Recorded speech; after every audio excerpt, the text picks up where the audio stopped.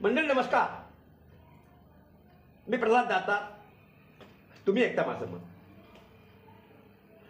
मंडळी, स्थानिक स्वराज्य संस्थांच्या निवडणुका सुरू झाल्या, रणधुमाळी सुरू झाली, नेत्यांचे दौरे सुरू झाले, जाहीर सभांना सुरुवात झाली. म्हणजेच आता निवडणुकीमध्ये ज्वर चढलेला आहे.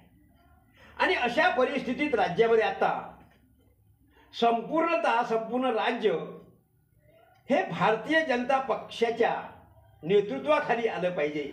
यासाठी म्हणून भारतीय जनता पक्षाच्या दिल्लीतल्या आणि राज्यातल्या तमाम सर्व नेत्यांनी तयारी संपूर्णतः केली आहे. मंडळी, राज्याचे मुख्यमंत्री देवेंद्र फडणवीस यांच्या तर जवळपास 35 ते 40 सभा राज्यभर होणार आहेत. आणि या सभातून प्रचाराची रणधुमाळी चांगली गाजणार. मी तर असं म्हणेल की जवळपास विदर्भातल्या संपूर्ण मतदारसंघातच मुख्यमंत्र्यांच्या सभा होतील. त्यानंतर मग फडणवीसांच्या नंतर दुसऱ्या नेत्यांच्या सभा होतील. आणि यामध्ये जवळपास 45च्या जवळपास स्टार प्रचारक हे राज्यभर संपूर्ण राज्य पिंजून काढणार आहे. आणि सोबतच गेल्या कित्येक वर्षापासून न झालेल्या ह्या निवडणुका आता जेव्हा होत आहेत, तर मंडळी हे तुम्हाला लक्षात आलं असेल, या निवडणुकी संपूर्ण तयारी ही भारतीय जनता पक्षाने गेल्या वर्षभरापासूनच करून ठेवलेली आहे. आमच्या जळगाव जामोद मतदारसंघात तर मंडळी ही तयारी वर्षभरापासून झालेली आहे. कोणत्याही क्षणी निवडणूक लागली तर त्या क्षणी आपले संपूर्ण उमेदवार, प्रचाराची यंत्रणा, कार्यकर्त्यांचा ताफा, त्यासाठी लागणारं बळ वगैरे वगैरे संपूर्ण तयारी ही वर्षभरापूर्वी झालेली अशी माझ्याकडे माहिती. आणि त्यामुळे साहजिकच या तयारीत असताना कोणत्याही क्षणी जर हे युद्ध झालं, निवडणूक झाली, तर आपण विजयीच झालो पाहिजे याची संपूर्ण तयारी केली आहे. मंडळी, महाभारतामध्ये आपण पाहिलाय की जवळपास 100 कौरव होते आणि 5 पांडव होते. आणि या 5 पांडव आणि 100 कौरवामध्ये झालेल्या युद्धामध्ये कौरवांची काय दानादान झाली, त्यांच्यामध्ये काय काय परिस्थिती झाली, कसे कसे लोक त्यांच्या सोबतीला होते, किती आतून होते, किती बाहेरून होते, आणि 5 पांडवांचा आणि त्यांचा जो काही चालक असेल कृष्ण, या पद्धतीने जेव्हा ते युद्ध खेळल्या गेलं, हे माझ्या सांगण्याला गरज नाही. अशाच पद्धतीने नेमकं या जळगाव जामोद मतदारसंघामध्ये खऱ्या अर्थानं निवडणुकीची धुरा ही कार्यकर्त्यांपेक्षाही, कारण म्हटल्याच गेलेलं आहे की ही निवडणूक कार्यकर्त्यांची आहे, नेत्यांची नाही. त्यामुळे या मतदारसंघामध्ये संपूर्णतः भाजपाचे नेते हे कार्यकर्त्यांच्या निवडणुकीसाठी तयार झालेले आहेत. आणि त्यांच्या प्रचारासाठी, त्यांच्या व्यवस्थेसाठी किंवा त्यामध्ये जे काही सभा वगैरे असतील, प्रभाग असतील, त्या प्रभागामध्ये फिरून पिंजून आपल्याच उमेदवाराला कसं मताधिक्य जास्त मिळेल हा प्रयत्न त्यांनी सुरू केलेला आहे. या मतदारसंघाचं वैशिष्ट्य सांगायचं म्हणजे आमदार संजय कुटे यांच्या सुविद्य पत्नी अपर्णाताई कुटे यांनी जळगाव जामोद आणि शेगाव या 2 ठिकाणी होणाऱ्या नगरपालिका निवडणुकीमध्ये जे काही नगराध्यक्षासाठी उमेदवार उभे आहेत, त्या दोघांनाही आपल्या घरी कुंकू लावून औक्षण केलेलं आहे. आणि त्यांना विजयी भव अशा शुभेच्छा त्या क्षणी दिलेल्या आहेत. मंडळी, जेव्हा अशा पद्धतीच्या शुभेच्छा एवढ्या मोठ्या राजकारणी की ज्यांचं 21 वर्षाचं या मतदारसंघावर प्रस्थ आहे, आणि या मतदारसंघातली जातपात या सर्व बाजूला सारून जे मतदारसंघाला संपूर्ण समाज, 12 बलुतेदार असतील, इतर असतील, मोठे समाज असतील, या संपूर्ण समाजामध्ये संजय कुटे या नावाचं फार मोठं वलय आहे. आणि वेळोवेळी त्यांच्या झालेल्या विधानसभेच्या निवडणुकीमध्ये सुद्धा त्याचा प्रत्यय राज्याला आलेला आहे, मतदारसंघाला आलेला आहे.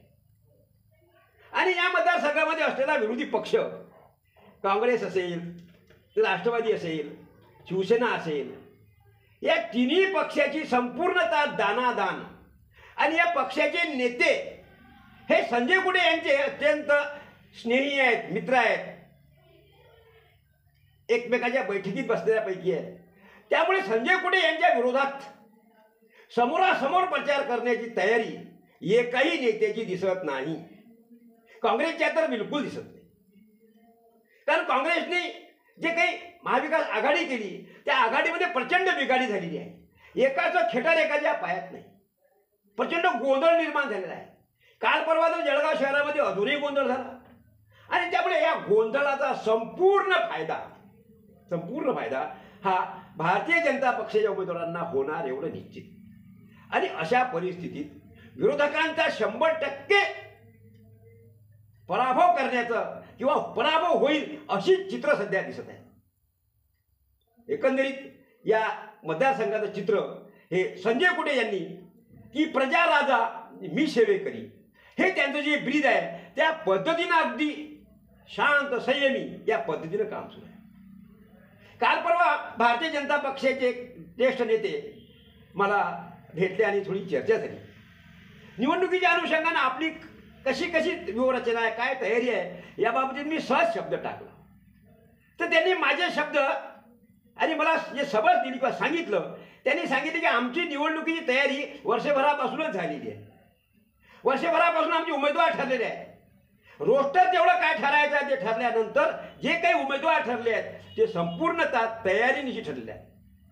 त्यांची संपूर्ण तयारी, त्या प्रभागाची तयारी, ही संपूर्ण तयारी आमची पूर्ण झालेली आहे. ज्या ज्या मतदारसंघामध्ये किंवा ज्या प्रभागामध्ये उमेदवार उभे आहेत त्या प्रभागातील उमेदवारांनी केवळ फक्त मतदारांपर्यंत पोहोचण्याचीच गरज आहे. त्यांच्या वार्डामध्ये बॅनर कसे लावायचे, पोस्टर कसे लावायचे, प्रचारात पहिल्या टप्प्यात कसा करायचा, दुसऱ्या टप्प्यात कसा करायचा, अगदी तंतोतंत प्रत्येक क्षणाक्षणाच्या हालचालीवर आणि क्षणाक्षणाच्या हालचाली ह्या अगदी नियोजनबद्ध केलेल्या आहेत. त्यामुळे शेगाव असेल, जळगाव जामोद असेल, या ठिकाणी, या दोन्ही ठिकाणी भारतीय जनता पक्षाचाच नगराध्यक्षाचा उमेदवार किंवा भारतीय जनता पक्षाचं संपूर्ण पॅनल किंवा त्यांचे सर्व सन्मान्य सदस्य हेच निवडून येईल अशी परिस्थिती आहे. त्यामुळे अशा परिस्थितीत खऱ्या अर्थानं विरोधकांनी काही जे गठबंधन करायला पाहिजे, कारण संजय कुटे यांच्या 21 वर्षाच्या कार्यकाळाला जर थांबवायचं असेल तर फार मोठी ताकद विरोधकांजवळ पाहिजे. विरोधकांमध्ये ती ताकद असल्याचं दिसत नाही, बिलकुल दिसत नाही. संजय कुटेंना हरवायचं, भारतीय जनता पक्षाला हरवायचं, यासाठी म्हणून जे काही रचना पाहिजे, यासाठी म्हणून जे काही व्यूह रचना किंवा डावपेच असायला पाहिजे, हे डावपेचच कुणी रचल्या जात नाही. त्यामुळे संजय कुटेंना किंवा भारतीय जनता पक्षाला या मतदारसंघात पराभूत करणं हे विरोधकांना तरी शक्य नाही. कुठेतरी असंही बोलले जाते की या निवडणुकीमध्ये या मतदारसंघातील उरली सुरली काँग्रेस, उरला सुरला विरोधी पक्ष हा संपवून टाकला जाईल असंही बोलले जाते. या मताशी मी सुद्धा मंडळी सहमत आहे. कारण दिसते तसं एकंदरीत विरोधी पक्षामध्ये छिनभिन झालेलं आहे. एकाच्या खेटाच्या एका पायात नाही. आणि सहकार क्षेत्र असेल, स्थानिक स्वराज्य संस्था असतील, या सर्वांमध्ये संजय कुटे यांनी गेल्या काही वर्षामध्ये आपलं चांगला जम बसवलेला आहे. प्रत्येक निवडणूक प्रभागात आपली व्यवस्थित अशी रचना त्यांनी केलेली आहे आणि सर्व समाजांना समावेश कसा होईल, सर्व समाजाला न्याय कसा देता येईल असा त्यांचा प्रयत्न आहे. त्यामुळे या निवडणुकीत प्रजा राजा मी सेवेकरी या पद्धतीनं जे काही ब्रीद आहे आमदार संजय कुटे यांचं, त्या पद्धतीने जर यशस्वी होतील असं आजच्या परिस्थिती मला वाटते. मंडळी, हा भाग 1 आहे. यानंतरच्या दुसऱ्या भागात अजून जे काही विरोधकांची दानादान किंवा काँग्रेस पक्ष आणि महाविकास आघाडीमध्ये काय परिस्थिती निर्माण होते आणि त्याची कशी दानादान या मतदारसंघात होते हे मी तुम्हाला सांगणार आहे. आज आणि आता इथं थांबतो. पुन्हा उद्या भेटू भाग 2 मध्ये. तोपर्यंत नमस्कार.